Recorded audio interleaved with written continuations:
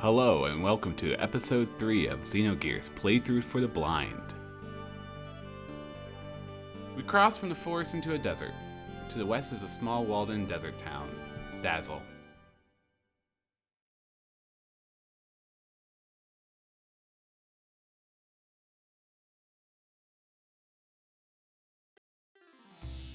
This is Dazil. Yes, that is right. The desert town of Dazil. The camera zooms out and gives a view of Dazil. As we enter, we see a large stone arch with a crest on it. The town is surrounded by a wall with entrances on both sides. All buildings are made of the same sandstone. It is fairly busy. At the center of town is a small tower. This town's lively. This is the center for all excavations in Av. People come from all over Ignis to try and find the resources buried in the ruins around here. We should be able to find out what both Av and Kislev are up to here. And we also have to gather the things we need to repair Weltall. Repair Weltall? Yes, we must exchange the broken parts to fix Weltall. Otherwise, it will not be able to function at all. There is a workshop run by the Church of the Ethos in the southern part of this town. Let us go there, Faye. Yeah. Okay, Doc. Let's check this place out then.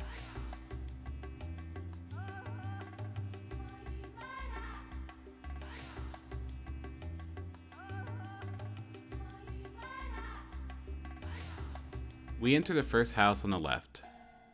Inside, there is a man behind a desk. On the other side of the room stands a man dressed in baggy orange and green clothes. Haven't met you before. So you want to rent out a sand buggy too? Sand buggy? A sand buggy is a special type of vehicle designed for the desert terrain. Its tires will not get stuck in the sand. You really need them for long desert trips. Sorry, but all our buggies are lent out now. Do you want to wait for one? Some of those guys hunting for parts should be back soon. I see. Well then, we will come again later. Faye and Citan walk out.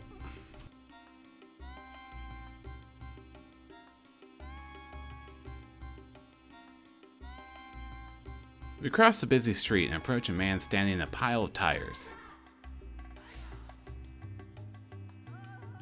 He's selling equipment. For 280 gold, we buy a power ring and fencing gear. A prompt pops up to ask us if we're alright with the 280 gold purchase, and we select yes. We then select sell and items. We scroll down to scales, select one, and sell it for 500 gold, which will recuperate our cost. We are at 792 gold. We then open up the menu, select equipped, and equip the new items. We replace the martial wear with fencing wear, which will give us +2 to our defense. We also replace the stamina ring with the power ring, -2 to defense but +2 to attack. We close out of the menu and continue on our journey. We walk past the town's central tower, which has a spout at the end of it which suggests it's a water tower. We come across another vendor, this time behind a row of cardboard boxes. He is selling consumable items. We proceed to buy one of everything, which includes an Aquasol, which restores 50 HP, a Rosasol, which restores 10 EP, Physisol, which removes physical status effects, like blind, armor loss, and poison, for example. Mentasol, which removes mental status effects, like slow, stop, and forget.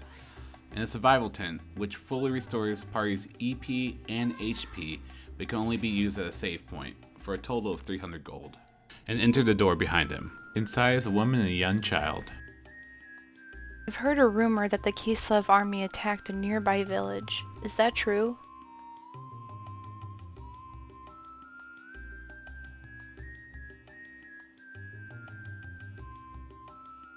Once all the adults come to dig up the ruins, they all come riding in big gears. We We head back outside and across the street, entering a bar. There are two men in orange and green uniforms talking with each other. Next to them stands someone who looks like Elvis. I didn't think it would go so well. This sure is a noisy place. Following after the Army's excavation team, just like that. Poof. And stealing Well, their treasure. in a place like this, you have to expect this kind of atmosphere. We did it. Who'd have thought? I didn't think it would go so well. Yeah, Sneaking in at but night, even so. Following after the Army's excavation team, just like that. Poof. And stealing their treasure. Shut up! The excavators jump back. Flash Man walks towards the excavators. Why y'all yapping when Big Joe's here trying to drink in peace? Can't y'all shut up? One of the excavators gets up and looks at our blonde Elvis. Who do you think you are? I don't care if you're Big Joe or Big Schmo. You don't mess with me. We see Big Joe starting to laugh.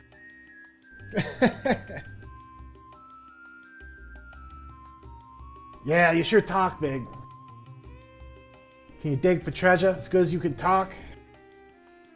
What's that you say? Oh, you're so tough.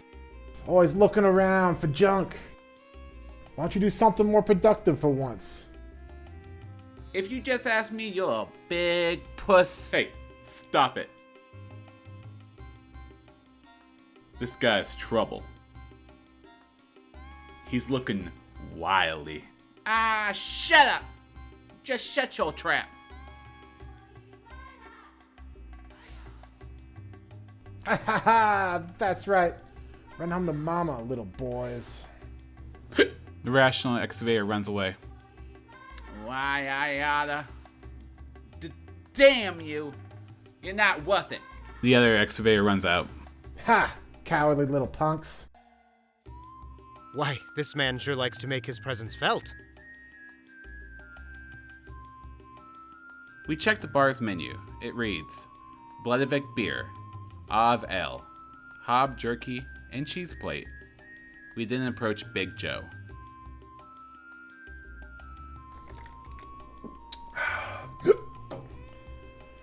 Hey, you drinking too? Booze is my life companion, especially in a sucky world like this. Everyone's searching for dough and dynamite. Ha! How unromantic. Me? What am I doing here? Whatever I please, I guess. You think you know about yourself? I can introduce myself right now, and by tomorrow, be a different person. If you didn't understand that, I'll repeat. Don't count your chickens before they hatch.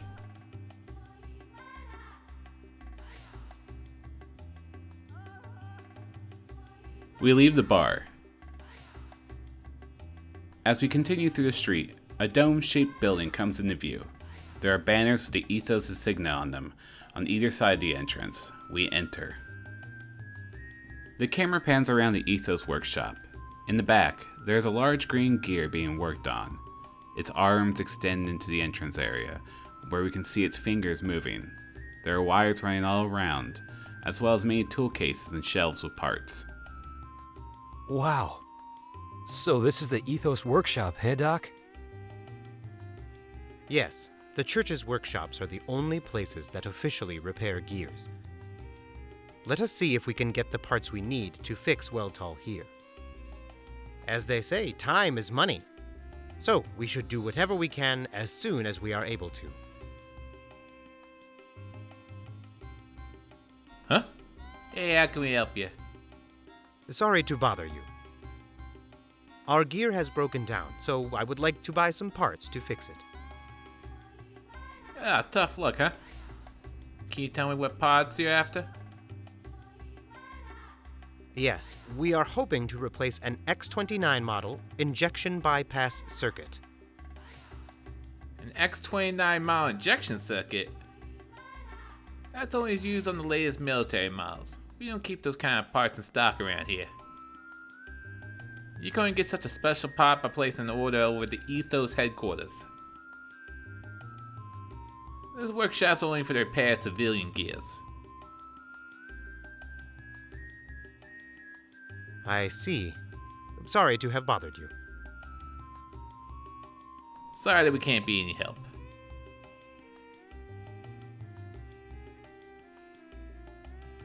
Hey, please don't touch that gear. It's being repaired.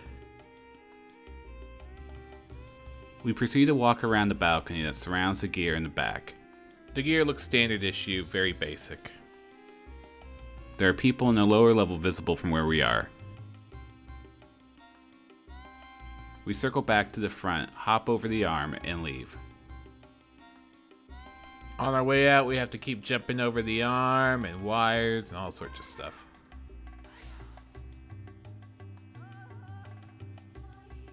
Doc, do you have a moment? I need to talk to you. Yes, of course, Faye. Faye and Citan move on top of a bridge that overlooks the town. So, Faye, what did you want to talk to me about? Well, Doc, it's about Weltall. We can't find the parts we need. So, is it alright if we just don't fix it? Do not repair it?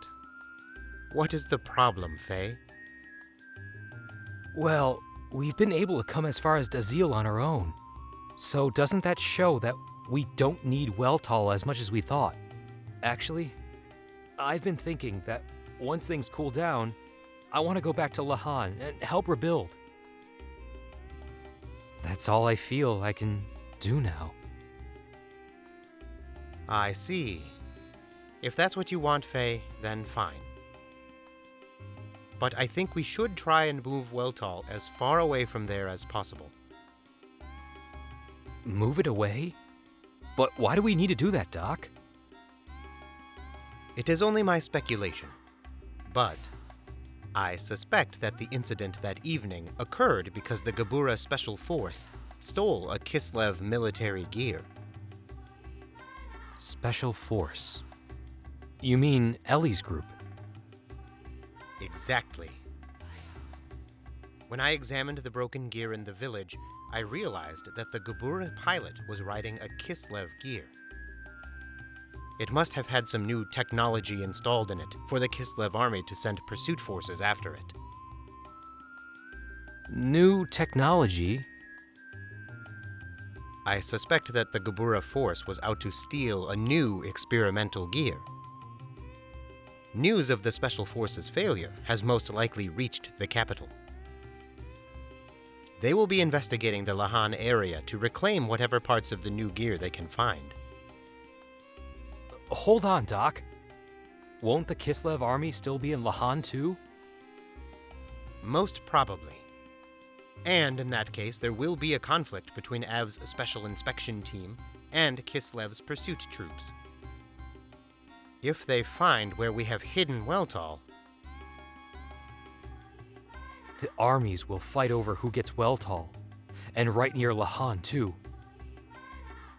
so to avoid any problems, we should move Weltall somewhere else right away. But we can't fix it in order to move it. Right. But staying here will solve nothing. Fortunately, this is the center of all excavation work in the country. There is bound to be some information on where we can find parts. Anyway, the fear is often worse than the danger itself. We should not let such fears hold us back. We gain control of our character and kind of sit on the bridge for a second, looking around and grabbing our bearings. We jump off the bridge and run past the Ethos store, trying to make our way to the sand buggy, but we got lost and went the wrong direction. So we head back into the city, go past the tower, and finally run into the sand buggy. This is a sand buggy. That is it, Faye. I have thought of a good way to get the parts we needed for Weltall. Let us go back to the rental shop and rent out this buggy. What do you intend on doing, Doc? Well, leave it to me. Just you wait and see. We walk past the sand buggy, which is just a armored vehicle with big old honking wheels, and head inside the sand buggy merchant store. The sand buggy you were waiting for is back. Do you want to rent it? Yes, that is right. Do you have any we can rent right now? Of course, the keys are in the ignition. You can take it now. Well then, if I may. Faye, I am going into the desert to search for parts for Weltall. Going to the desert? Doc, are you going to excavate some ruins or something? The Kislev and Av armies are confronting each other in the desert all the time. There is talk that their forces often break into battle over the ruins. What does that have to do with that gear? If I search the battlefields for the wrecks of such army gear, I should be able to find the parts we need. Besides, Weltall is a Kislev gear, so we need parts from Kislev gears. But Faye, you are such a worrier. Things have a way of working out. You do not need to worry so much. Come on, why not go kill some time at the bar until I get back? Saiton leaves. Doc, Faye stands there alone, doesn't know what to do. Hey, are you letting him go out there alone? Lots of fights break out in the desert. It's a real dangerous place. I've heard about a group of pirates riding around attacking people on a sand cruiser. You really shouldn't let him go out there by himself. We flip out, do some twirls, and head out the door. After hearing this, we leave the rental shop to go find Saiton, but found out he already left.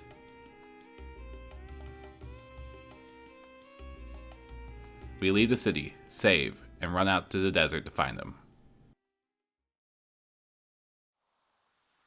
A pair of gray gears bounds over the dunes. They appear to be military gears. what are they? Are they Av gears? I'm worried about Doc. Guess I may as well follow those gears. We run off into the endless desert, chasing after the gears. We run for miles. How far is Doc gone? And now I've lost sight of those gears too.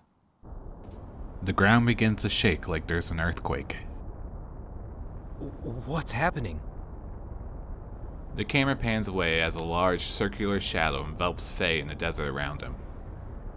Huh? As the camera continues to pan out, Faye becomes a mere speck in the desert. Looking up, Faye sees an odd object flying overhead. It is shaped like a wagon wheel and is surrounded by a red energy field. Its size is massive. Are we witnessing a spaceship or a floating city? It's hard to tell. Faye watches as it flies away, out of sight. What the heck is that thing? Faye runs off screen and we load. Two gears like the ones we witnessed before bound off into the distance. A different unit? Are they going toward the direction the saucer went? I'd better follow them so as not to lose sight of them. We continue to press forward in the hot desert, across the vastless dunes. Eventually we make our way off screen, and it loads.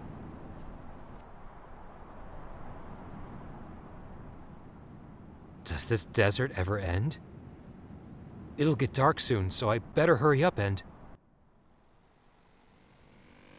Suddenly we see a bunch of Oth soldiers on motorcycles, screaming through the desert.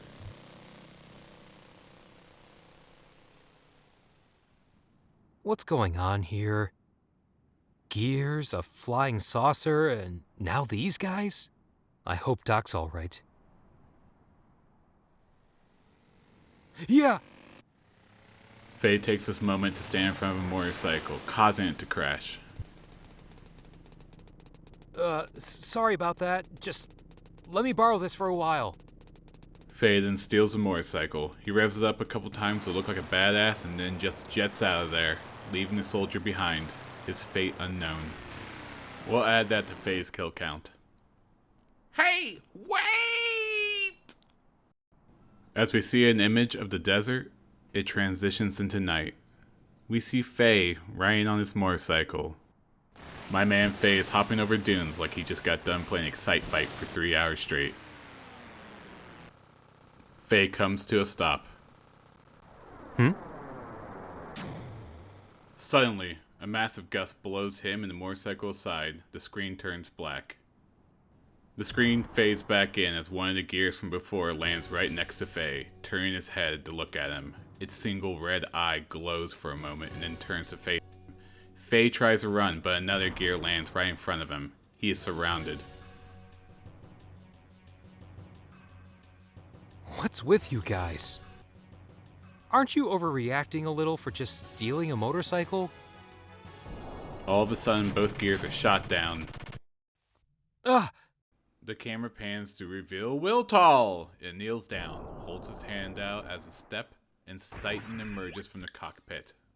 Faye, I was looking everywhere for you. Doc, you alright? Yes, of course. It looks like we do not have time to chat.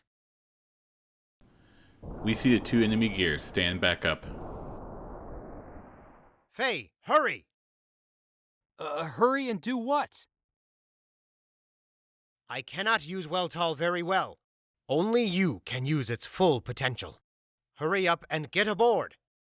Titan jumps down. Alright. And Faye reluctantly jumps in. Veltal stands up, and the screen shatters, ready for battle.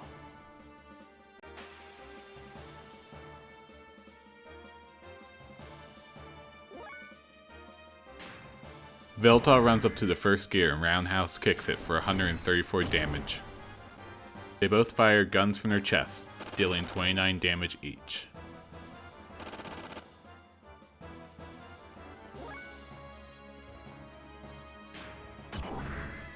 We do another roundhouse kick for 133 damage, finishing off the first gear.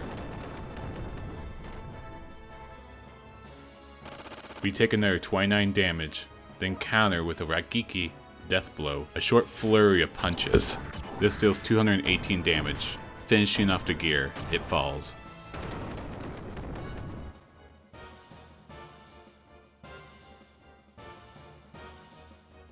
We gain 360 EXP, totaling for 1,999.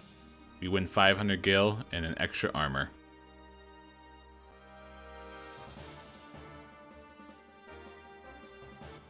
The camera moves inside of Veltal's cockpit.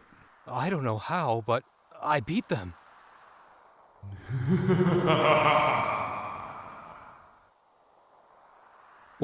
What the? The camera flips from Faye and begins to pan up.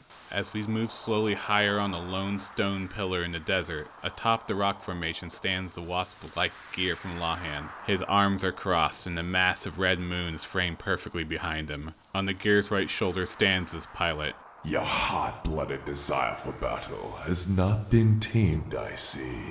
The man in black wears an odd T-shaped mask with beads hanging from either end. FMV, we see Faye in his cockpit. Who are you? Who? Right. I know you. You killed her. Her?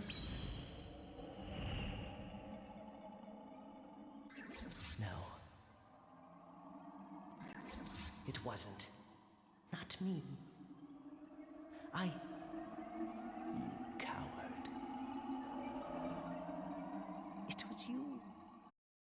Now I'm going to break down what we just witnessed. After Faye says, "Who are you?" the background turns black and Faye gives the impression that he might have remembered something. We see the man in black's mask come towards the screen as we hear the words, I know you. You killed her. and then we see the pendant swing from the first episode. That sound you hear will always be associated with the pendant swinging. After Faye says, Her? We flash to a scene of the pendant on the desert ground, then see a young Fae covered in blood. As the conversation continues, we hear, No. It wasn't. Not me. You coward. It was you. During that conversation, we see images of Fae kneeling down and holding his head, as if he can't handle seeing what he's seen. Then we get a glimpse of a child who looks like Fae, but with his hair covering his eyes. A reminder of what Fae saw in Veltal towards the end of the first episode. The FMV ends. You're the one from Lahan. Citan stands next to Veltal, his robes blowing in the wind. I knew it. My name is Graf, the Seeker of Power. You certainly showed how much power you had back there in Lahan, didn't you, Faye? How much power I had? What are you talking about? A greater power is what I need to fulfill my mission. I sent those gears into that land as a catalyst to awaken the power in you, to make contact with you. As a catalyst, you mean you caused that? Intentionally? That's right. The death of your loved ones. And you, powerless against it happening. The grief, the screams from your heart born out of the tragedy. There, that was the catalyst for triggering your power. You mean you attacked my village just to get me in that gear? Why? Why did the villagers have to die? Who cares why? It does not matter how many of them died. They were wretched vermin, only living from day to day without ever fulfilling their prescribed destinies. And have you forgotten? You were the one who destroyed the village. I did not lift a finger. No! I was just trying to save the village and its people! I never intended to destroy it! Is that so? Surely you have heard it. It is the very essence of you. The voice of desire from within you that craves destruction. Shut up! Even if that were true, aren't you still the one who caused it? If you hadn't come, the village wouldn't have suffered the way it did. Ah, so now you resort to blame. I see. That sounds like something you would say. That's good. Your basic nature remains unchanged. Crap! You said you needed my power. What were you intending to do with it? You know very well it is to destroy Mother God. Destroy God? Yes, we will destroy God. That is our purpose. That is our destiny. Don't be ridiculous. I won't get involved in such a thing. If you want to destroy your god or whatever it is you're on about, do it by yourself. Ha! You resemble your father. My father? You mean my dad? You know my father? That was a most delightful scream. I was enthralled by it. Nothing is more beautiful than the scream of death. What did you do to my father? What happened between you two? Do you really wish to know? There's no use in knowing it now. What? Your power is still beneath that needed for my purposes.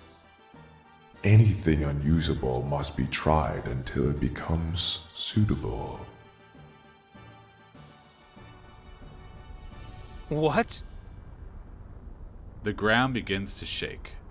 From under the sand, a massive, oddly shaped worm emerges. What in the hell is that? What will you do, Faye? If you die here, then so be it. You may indeed gain some happiness from not knowing, but surely that is not what you truly want. If you want to know the truth, and that is what you want, isn't it, Faye? Then here's what to do. You must show me that you have attained the level of strength I require. To do that, you must destroy others using your own strength. Then you will gain all that was lost in that scream of death. Graf and his gear begin to float away. Wait! We're not finished talking yet! The sandworm roars, then lunges at Faye. The screen shatters, and we must fight the sandworm Graf called on us.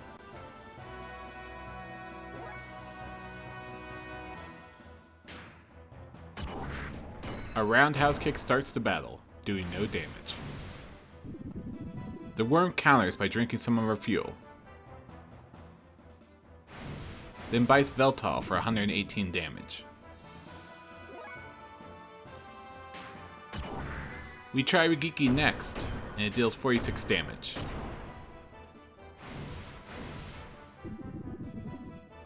We again lose 60 fuel to the worm. But we manage to block this time, losing only 58 HP. We activate the ether machine and use guide shot. Veltal places the base of his palms together, charging up some blue energy before releasing a massive wave of fire from its open hand. This does 82 damage. The worm hits us for another 137 and drinks 60 fuel.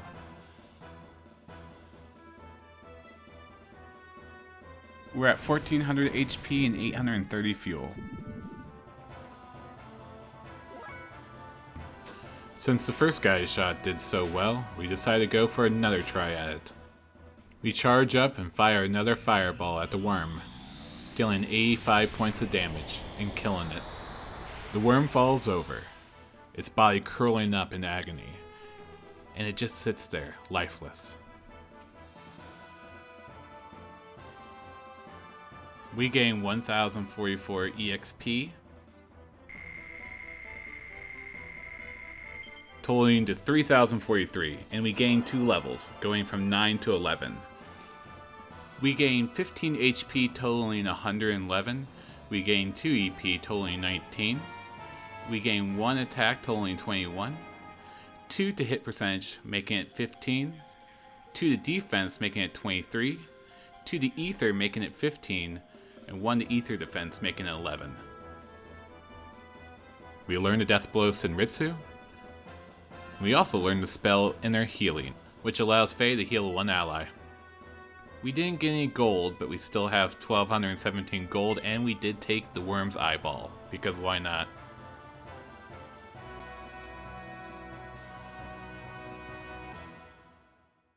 Veltal kneels down and Citan runs up to it. Faye, are you all right? The cockpit opens up, but we don't see Faye. Faye! We see Faye walk out. I'm fine. The gear seems to be broken, though. Faye's portrait suggests that he's low-spirited and gloomy. I am so glad that you are unharmed. Citan doesn't seem to notice. The gear had only temporary repairs made on it. They were not made to survive an outright battle like that. Faye looks down but doesn't answer. Faye? Without warning, 2 more gears, the same type we fought earlier, land on either side of Faye and Citan. Citan looks back and forth. Oh no! The Av military! Not now. Faye, I think we should remain calm. Faye doesn't even acknowledge the gears or Citan. Faye? The camera zooms in on Faye slowly while standing on top of Weltall's hand, and the screen fades to black. Credits. Voice actor, Faye, James Takahashi. Citan, Nathan Woltering. Graph, Rauchi Archetype. Big Joe, Mitchell Randolph Johnson. Sam Buggy Merchant, James Patrick Williams. Mother of Small Child, Denise M. Child Ethos and Excavator 1 and 2, Chad Moore. Narration Writers, Will Bill, Chad Moore. Edited, Chad Moore. If you'd like to get in contact with any of these talents, please contact blindaccessiblegaming@gmail.com. This is a passion project made by fans. If you'd like to contribute to this project, please contact us at that email. Xenogears is copyright Squaresoft 1998. Finally, we'd like to thank everyone who supported this project. Stay tuned for the next episode.